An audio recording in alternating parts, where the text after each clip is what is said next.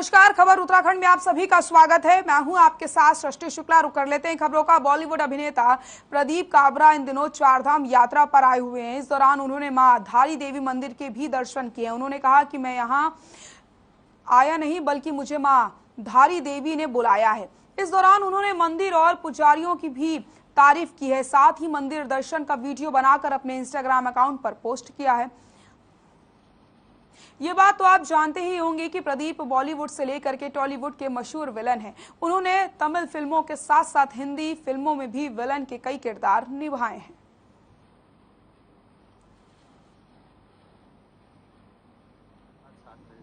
मिल गया साथ में मुझे वो प्रसाद माँ का सामने से आ गया। मैं कुछ प्रसाद की एक पाई नहीं ले गया था। मतलब मैंने जो भी था वहाँ पे दान पेटी क्या क्या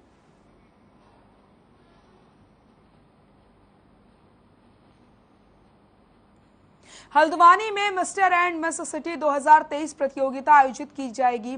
प्रतियोगिता को लेकर के 5 जुलाई को ऑडिशन होने जा रहा है। दिल्ली से आए आयोजकों ने बताया कि इवेंट में beauty pageant, fashion show, talent show और अवार्ड शो आयोजित किए जाएंगे, जिसमें 18 से 28 साल उम्र के युवा निःशुल्क भाग ले सकेंगे। प्रतियोगिता के लिए ऑडिशन रुड़की, काशीपुर और हल्द्वानी में किए जाएंगे, जिसका रजिस्ट्रेशन निःशुल्क होगा।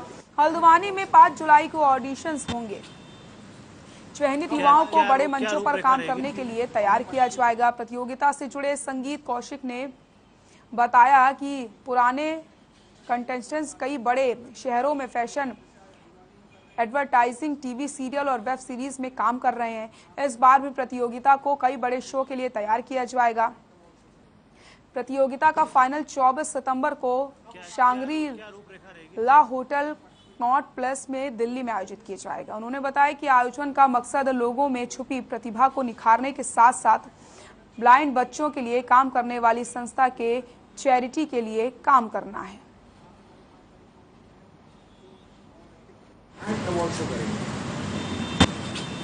से हम कुछ भी ना चार्ज कर रहे हैं, ना कोई रजिस्ट्रेशन फीस, ना ऑडिशन, ना ग्रूमिंग। इनको हम लोग ट्रेन करेंगे और इनको एक लॉन्च पैड देंगे, इनको एक दूसरा एक मंच देंगे।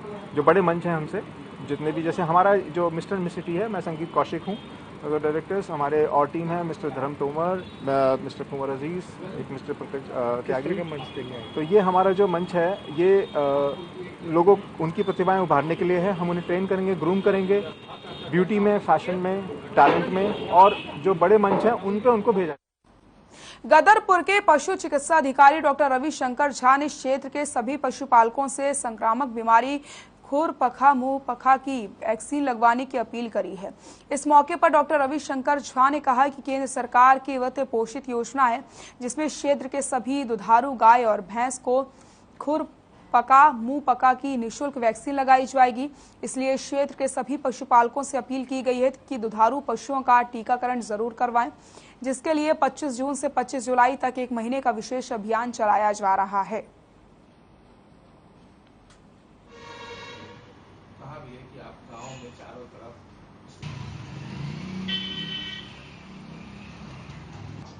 पशुपालन विभाग के द्वारा केंद्र सरकार से सहायतित NADCP national animal disease control programme राष्ट्रीय पशु रोग नियंत्रण कार्यक्रम के तहत खुरपका मुंहपका का व्यापक टीकाकरण प्रारंभ कर दिया गया है, जो कि 25 जून से प्रारंभ होकर 25 जुलाई तक चलेगा। इसमें हम घर घर जाएंगे, एक एक गांव में जाएंगे, एक एक पशु का टीकाकरण करेंगे, जो कि पूर्णतया। हल्द्वानी में गिरते जल स्तर के कारण लोगों को अब पीने के पानी के लिए तरसना पड़ रहा है। हल्द्वानी में भूमिगत पानी का ग्राउंड लेवल 230 मीटर पहुंच गया है। ऐसे में सेंट्रल ग्राउंड वाटर बोर्ड ने हल्द्वानी शहर को भूमिगत पानी के मामले में क्रिटिकल जोन में डाल दिया है, जिसे देखते हुए जल संस्थान शहर के भूमिगत जल स्रोत को रिसर्च करने की योजना तैयार कर रहे हैं, जिससे कि ग्राउंड वाटर लेवल को बेहतर बनाया जा सके। जिसके लिए शहर के 4 किलोमीटर के दायरे में 40 बोरवेल बनाए जाएंगे, जिससे नैनीताल रोड पर 4 किलोमीटर के दायरे में 8 इंच के बोरवेल पाइप के माध्यम से करीब 80 मीटर नीचे बरसात के पानी से जल स्रोत को रिचार्ज करेंगे, जिसके लिए भविष्य में शहर का वाटर लेवल ठीक हो सके और लोगों को पेयजल उपलब्ध हो सके। आपको बता दें, जयपुर की कंपनी से सर्वे कराया गया था और इस सर्वे के बाद इसका काम शुरू किया जाएगा।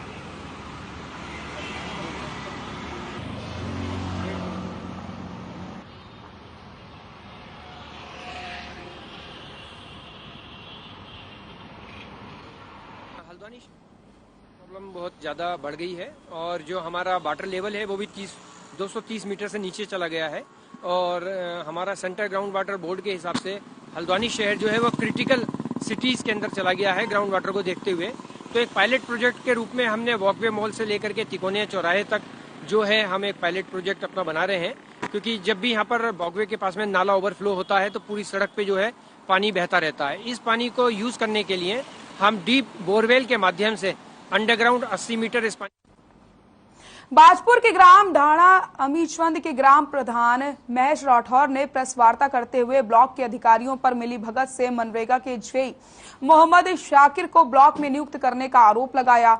इस दौरान ग्राम प्रधान ने मामले की जांच जिलाधिकारी से करवाने और जल्द ही मामले को लेकर के हाईकोर्ट में याचिका दायर करने की बात कही है। आपको बता दें, इस दौरान ग्राम प्रधान महेश राठौर ने कहा कि किसी भी कर्मचारी को नियुक्ति देने से पूर्व राष्ट्रीय अखबार में विज्ञापित कार्यालय द्वारा निकलवाई जाती है, लेकिन जेई शाकिर अली को नियुक्त करने से पूर्व विभाग के द्वारा कोई विज्ञप्ति नहीं निकाली गई और फर्जी तरीके से नियुक्त कर दिया गया। इसकी जांच जिलाधिकारी से करवाने की बात कही गई है। साथ ही उन्होंने घोटाले को लेकर के जल्द ही हाईकोर्ट में याचिका दायर करने की बात कही है। पूरी उगाई 8 साल आपको बताना चाहता हूं, मैंने ब्लॉग द्वारा एक सूचना मांगी थी मोहम्मद शाकिर के खिलाफ, तो उसमें जो मुझे जानकारी मिली है वो इन्होंने खुद सूचना में इसमें कबूल किया है कि कोई भी व्यक्ति हमने अखबार में नहीं निकाली है और जब किसी भी अखबार में सूचना नहीं दी गई है या किसी का भी प्रचार प्रसार नहीं हुआ है तो इससे मुझे ये लगता है कि ये संवैधानिक नहीं है, पूरा फर्जीवाड़ा हुआ है और कहीं ना कहीं मिली भगत के तहत इनको नौकरी पर रखा गया। बागेश्वर विधानसभा में विकास के बड़े बड़े दावे किए जा रहे हैं, पर इन दावों की जमीनी हकीकत खोखली नजर आती है।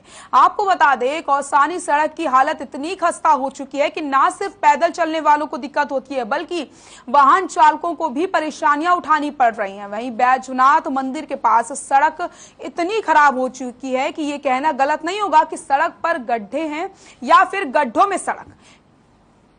कई बार शिकायत के बाद भी यहां के लोगों को अब तक कोई समाधान नहीं मिल पाया है।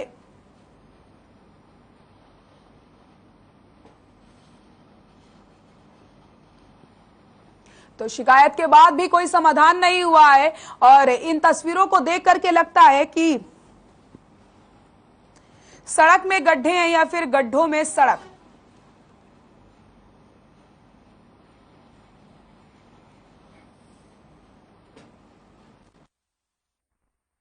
शंभू नदी में ये सूचना प्राप्त हुई थी कि वहाँ से भूस्खलन होने से वहाँ पे झील का निर्माण हो रहा है करके। तो इस संदर्भ में हम हमारी जो पूरी टीम आपदा की पूरी टीम जिसमें हमारे तहसीलदार और PMGSY और सिंचाई विभाग, वन विभाग और भूवैज्ञानिक सब लोग मौके पे कल वहाँ पे जांच की है और उनकी जांच रिपोर्ट हमें प्राप्त हो चुकी है। कॉर्बेट नेशनल पार्क में घड़ियाल के भारी मात्रा में बच्चे मिलने के बाद पार्क प्रशासन के अधिकारी काफी उत्साहित हैं। पार्क के उप निदेशक नीरज कुमार ने बताया कि विभाग के कर्मचारी गश्त कर रहे थे। इसी बीच सरदुली रेंज के अंतर्गत रामगंगा नदी के किनारे 40 से 50 घड़ियाल के बच्चे दिखाई दिए। उन्होंने पार्क के लिए अच्छा संदेश बताते हुए कहा कि जन्म लेने वाले घड़ियाल के बच्चों को संरक्षित करने के लिए कर्मचारियों को आवश्यक दिशा निर्देश दिए गए हैं। साथ ही उन्होंने कहा कि मानसून सत्र को लेकर के भी विभाग कर्मचारियों ने गश्त शुरू कर दी है। तो भारी मात्रा में घड़ियाल के बच्चे दिखाई देने से खुशी जाहिर की गई है। इसी के साथ मानसून आने वाला है, ऐसे में किस तरीके से निपटा जाएगा इसको लेकर के भी दिशा निर्देश दिए गए हैं। तो रामनगर में भारी मात्रा में घड़ियाल के बच्चे मिले हैं, कॉर्बेट नेशनल पार्क में मिले हैं ये बच्चे, जिसके बाद यहां पर खुशी जाहिर की गई है।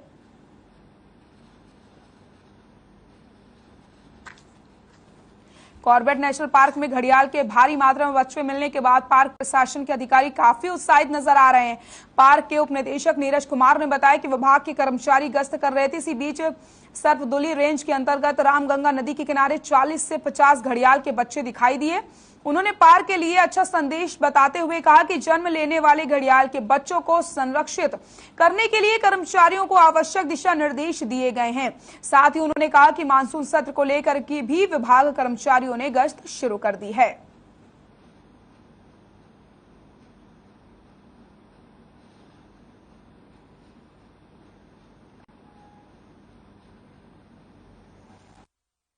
देखिए, ये एक अच्छी बात है कि अभी जो हमारे स्टाफ जो है वहाँ पर पेट्रोलिंग कर रहे थे, गश्त कर रहे थे, तो सरदुल्ली रेंज जो है हमारी, उसमें इनको ढिकाला ब्लॉक हमारा पड़ता है, तो उसमें इनको रामगंगा नदी के किनारे पे लगभग 40 से 50 बच्चे घड़ियाल के नए जो पैदा हुए हैं वो दिखाई दिए हैं और उनके फोटोग्राफ वगैरह लिए हैं।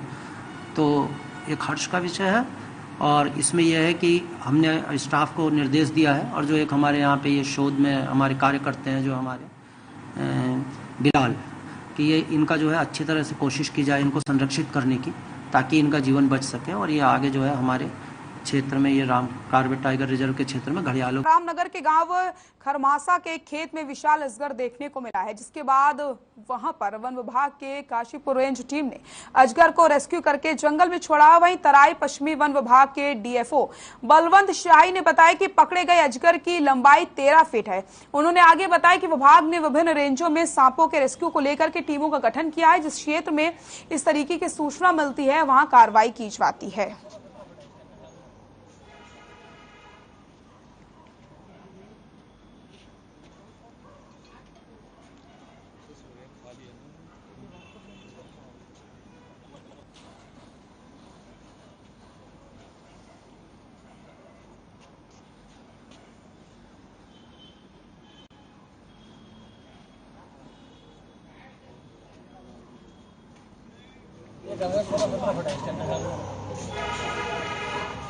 ये कल काशीपुर रेंज में खरमासा गांव में ये अजगर जो है रेस्क्यू किया गया है।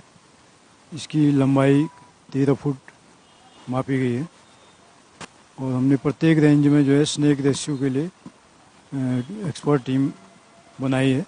जैसी हमको सूचना मिलती है तो हम टीम को मौके पर भेजते हैं और उसको रेस्क्यू करके जंगल में छोड़ देते हैं। ये अजगर सांप है और इसे खरमासा से रेस्क्यू किया हमने।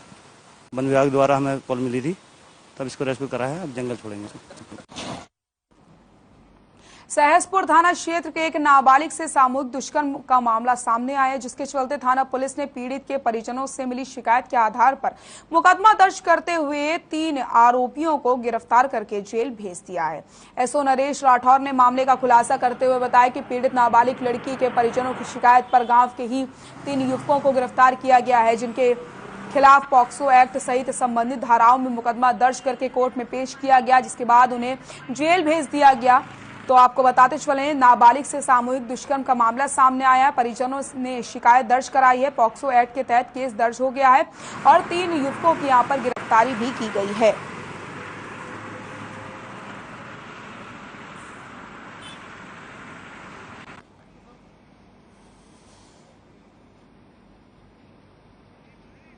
तो सहसपुर थाना क्षेत्र में एक नाबालिग से सामूहिक दुष्कर्म का मामला सामने आया, जिसके चलते थाना पुलिस ने पीड़ित के परिजनों से मिली शिकायत के आधार पर मुकदमा दर्ज करते हुए 3 आरोपियों को गिरफ्तार करके जेल भेज दिया है। एसओ नरेश राठौर ने मामले का खुलासा करते हुए बताया कि पीड़ित नाबालिग लड़की के परिजनों की शिकायत पर गांव के ही 3 युवकों को गिरफ्तार किया गया, जिनके खिलाफ पॉक्सो एक्ट सहित संबंधित धाराओं में मुकदमा दर्ज करके कोर्ट में पेश किया गया है, जिसके बाद उन्हें जेल भेज दिया गया।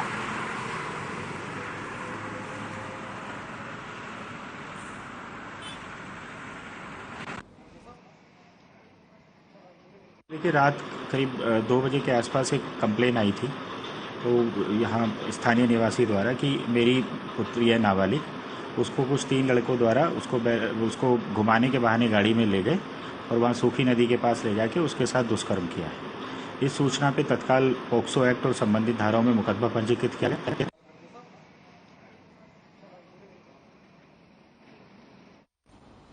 ऋषिकेश के गोविंद नगर में उस वक्त अफरा तफरी का माहौल बन गया जब एक झुग्गी में चोरों ने हाथ साफ कर दिया। बताया जा रहा है कि पहले तो चोरों ने घर में रखे पैसे चुराए और फिर महिला को घर में अकेला देख करके उसके साथ दुष्कर्म करने की कोशिश की, जिसके बाद महिला ने शोर मचवाया। महिला की चीख पुकार सुनकर आसपास के लोग मौके पर पहुंचे और चोर की पिटाई कर दी गई। वहीं इस दौरान चोर जवान से मारने की धमकी देकर के फरार होने में कामयाब रहा। घटना की जानकारी पुलिस को दी गई, जिसके बाद पुलिस ने कार्रवाई करते हुए आरोपी मकसूद को गिरफ्तार करके जेल भेज दिया है। तो ऋषिकेश में कि गोविंद नगर में उस वक्त अफरा तफरी का माहौल बन जाता है जब एक झुग्गी में चोरों ने हाथ साफ कर दिया। बताया जा रहा है कि पहले तो चोरों ने घर में रखे पैसे चुराए और फिर महिला को घर में अकेला देख करके उसके साथ दुष्कर्म करने की कोशिश की, जिसके बाद महिला ने शोर भी मचवाया। महिला की चीख पुकार सुनकर आसपास के लोग मौके पर पहुंचे और चोर की पिटाई कर दी। वहीं इस दौरान चोर जवान से मारने की धमकी देकर के फरार हो जाता है। घटना की जानकारी पुलिस को दी गई है, जिसके बाद पुलिस ने कार्रवाई करते हुए आरोपी मकसूद को गिरफ्तार करके जेल भेज दिया है।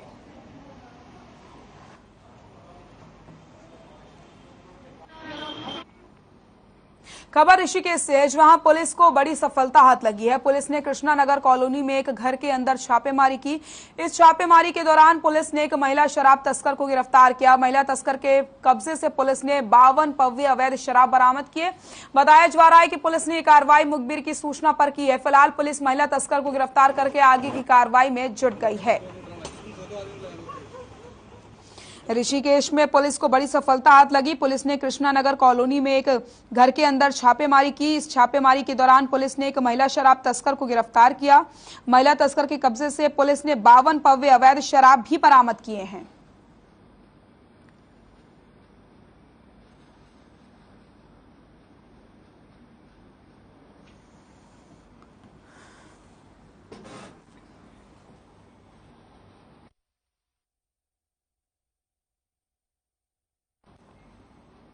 विकासनगर में पुलिस को बड़ी सफलता हाथ लगी। पुलिस ने साहसपुर से 3 नशा तस्करों को गिरफ्तार किया। साथ ही पुलिस ने इनके पास से 20 ग्राम से ज्यादा स्मैक बरामद की, जिसकी कीमत 2 लाख रुपए से ज्यादा बताई जा रही है। फिलहाल पुलिस की गिरफ्त में आए हैं तस्करों का आपराधिक रिकॉर्ड खंगालने में कोशिश की जा रही है। बताया जा रहा है कि गिरफ्त में आए तीनों आरोपी लखीमपुर खीरी उत्तर प्रदेश के रहने वाले हैं।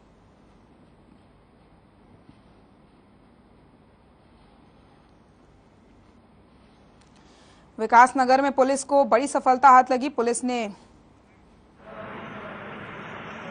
देखिए रात करीब 2 बजे के आसपास एक कंप्लेन आई थी, तो यहाँ स्थानीय निवासी द्वारा कि मेरी पुत्री है नाबालिग, उसको कुछ 3 लड़कों द्वारा उसको घुमाने के बहाने गाड़ी में ले गए और वहाँ सूखी नदी के पास ले जाके उसके साथ दुष्कर्म किया है। इस सूचना पे तत्काल पोक्सो एक्ट और संबंधित धाराओं में मुकदमा पंजीकृत किया गया। ऋषिकेश में एम्स पुलिस चौकी क्षेत्र की बैराज कॉलोनी में एक आटा चक्की की दुकान से ग्लाइडर मशीन और नकदी चोरी हो गई है। पुलिस ने लिखित शिकायत मिलने के बाद मुकदमा दर्ज करके आरोपी को गिरफ्तार किया, जिसके कब्जे से चोरी की ग्लाइडर मशीन पुलिस ने बरामद की गई है, लेकिन नकदी खर्च किए जाने की वजह से बरामद नहीं हो पाई। कोतवाली प्रभारी निरीक्षक रवि सैनी ने बताया कि आरोपी का नाम मयंक कुमार है और वो बैराज कॉलोनी का ही रहने वाला है।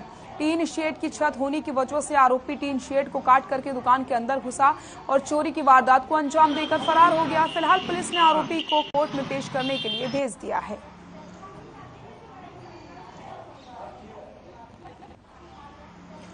पुलिस की गिरफ्त में है चोर। एक बड़ी सफलता यहां पर हाथ लगी है, जहां पर आटा चक्की की दुकान में चोरी की वारदात को अंजाम दिया गया था, लेकिन फिलहाल चोर पुलिस की गिरफ्त में है।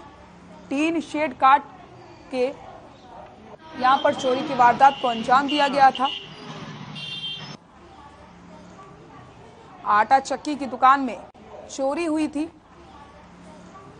पुलिस ने चक्की में रखी ग्लाइडर मशीन को कब्जे में ले लिया है, लेकिन नकदी आरोपी ने खर्च कर दी, इसलिए नकदी बरामद नहीं की जा सकी।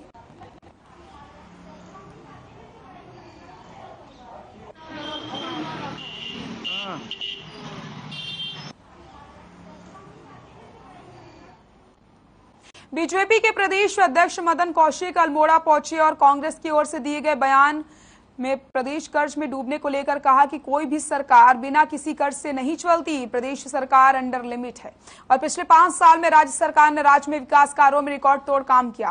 कांग्रेस का कर्ज को लेकर के की जा रही प्राथमिक प्रतिक्रिया मृतक है, क्योंकि कांग्रेस का उत्तराखंड में कोई भविष्य नहीं दिखाई दे रहा है। तो उत्तराखंड में कांग्रेस का नहीं है कोई भविष्य, विकास कार्यों में रिकॉर्ड तोड़ काम किया जा रहा है। प्रदेश अध्यक्ष मदन कौशिक ने बयान दिया है। देखिए, कोई भी सरकार जब चलती है तो सरकार का कर्ज लेने की एक लिमिट होती है, उससे ज्यादा सरकार कर्ज ले नहीं सकती। और उत्तराखंड सरकार अभी विद इन लिमिट है, लिमिट के अंदर है जितना कर्ज लिया है। लेकिन ये भी आप मानिए कि पिछले 5 वर्षों में जितना विकास का कार्य हुआ है, जितना इंफ्रास्ट्रक्चर का काम हुआ है, शायद अगर राज्य बनने के बाद देखें तो ये 5 साल हमारे लिए सबसे महत्वपूर्ण रहा है।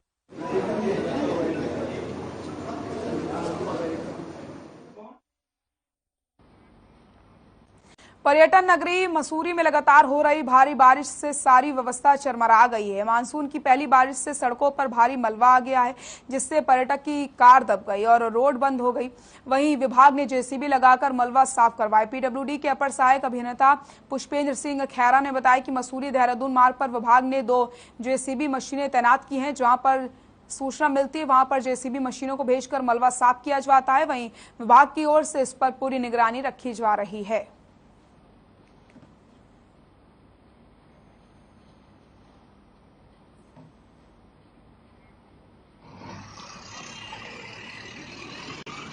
रात का समय है, लोनी में द्वारा जेसीबी मशीनें लगाई जा रही है। जहाँ पे भी सूचना आ रही है मलबाने की तो लोनी में तुरंत जेसीबी भेजकर मलबा सफाई करता है। तो वह मार्ग को सुचारू रूप से यातायात हेतु खोला जाता है।